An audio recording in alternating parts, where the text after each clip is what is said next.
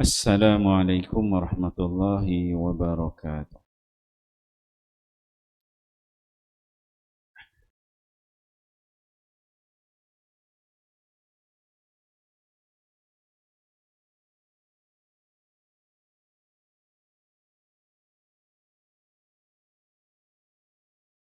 Dakwah dan tabligh fadilat keluar ke jalan Allah Subhanahu wa taala. Hadis ke-83. An Abdullah bin Amr radhiyallahu anhuma qala mata rajulun bil Madinah mimman wulida biha. Fasalla alaihi Rasulullah sallallahu alaihi wasallam. Summa qala ya laitahu mata fi ghairi maulidihi. Qalu walima zalika ya Rasulullah?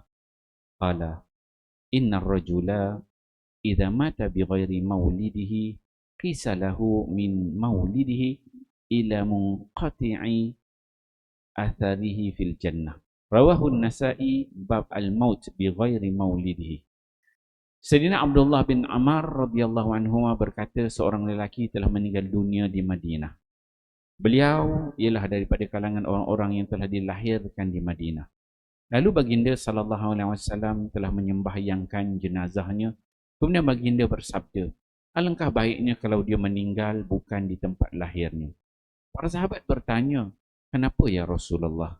Baginda sallallahu alaihi wasallam bersabda, apabila seseorang mati bukan di tempat lahirnya, maka akan diberikan kepadanya tempat dalam syurga seluas jarak antara tempat lahirnya dengan tempat dia mati. Nasa'i. An Abi Qirsafata radhiyallahu anhu qala qala Rasulullah sallallahu alaihi wasallam ya ayyuhan nas hajiru wa tamassaku bil Islam fa innal hijrata la yanqati'a madamal jihadu. Rawahu Tabrani wa rijalahu thiqat majma' az-zawaid.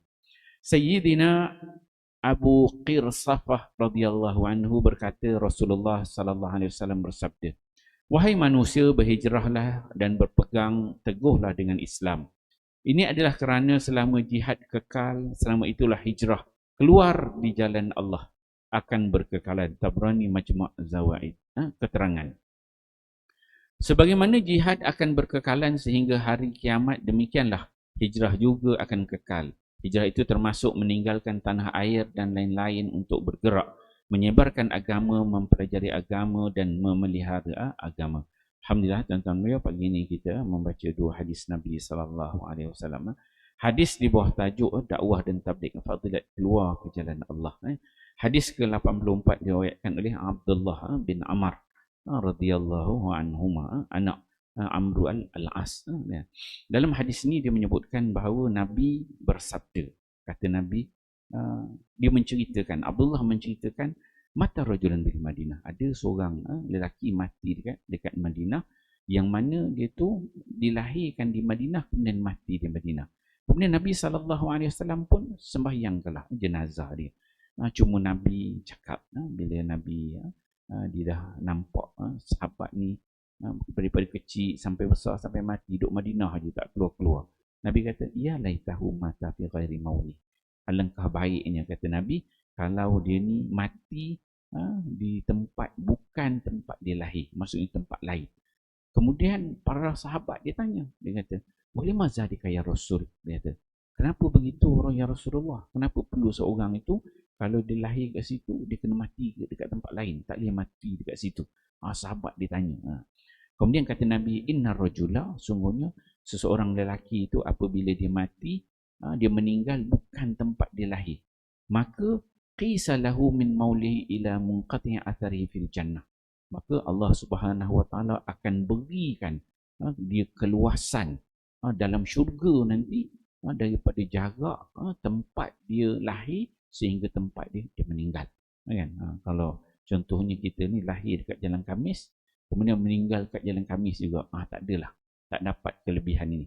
Tapi kalau kita lahir dekat Jalan Khamis, meninggal Jalan Jabbar, jadi dapatlah ada luas daripada Jalan Khamis ke Jalan Jabbar.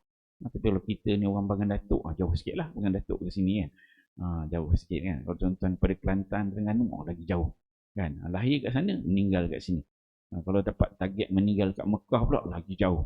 Maksudnya sejauh tempat kita lahir dengan tempat kita mati akan ada keluasan itu yang Allah berikan, ruang syurga kita nanti. Kemudian hadis ke-84 diriwayatkan oleh Abi Qarsah. Qarsah, nama ni tak berapa gelema sangat. Tapi ditulisnya radhiyallahu anhu, maksudnya dalam kalangan sahabat. Dalam hadis ini Nabi SAW menyebutkan, ya ayuhan nas, wahai manusia, kata Nabi, hajiru wa tamassaku.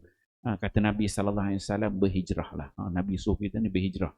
Jangan duduk satu tempat situ je, tak pergi ke mana-mana. Kata Nabi, tamassaku bil Islam. Kamu berhijrah dan pegang Islam tu kuat-kuat. Maksudnya pegang kuat-kuat Islam, berhijrah tempat lain, sebarkan Islam itu. Sebarkan Islam, sebarkan ilmu tempat kita berhijrah. Kemudian kata Nabi, fa innal hijrata, kerana kata Nabi SAW, sungguhnya bila kita berhijrah itu tempat lain yang kita pergi itu, la tanqati'u madamal jihadu. Kata Nabi, bila kita berhijrah kat mana kita tempat itu dikira juga sebagai salah satu bentuk jihad selama mana kita berhijrah itu. Maksudnya kita berhijrah tu dalam waktu tempat yang kita berhijrah itu dikira sebagai jihad. Sebagaimana kita buat apa? Ke jalan Allah SWT, dia berkekalan sebagaimana kita berhijrah. InsyaAllah tuan-tuan mulia, dua hadis ni kita baca tentang Nabi SAW memberi galakan kepada kita, jangan duduk setempat. Kalau tuan-tuan tengok sahabat Nabi dekat Madinah tu ada, semuanya ada ramai, ratusan ribu benda. Tapi yang meninggal kat Madinah tak ramai, banyak meninggal. Bila Nabi wafat aja, para sahabat ni bertebaran, pergi ke Yaman, pergi Syria, pergi Iraq, pergi ke Mesir, mengata-kata. Sampai ke China pun ada mengata-kata. So, dapat kelebihan Nabi dia suruh untuk apa? Kita sebarkan agama Allah ni, kita dakwah keluar pada jalan Allah.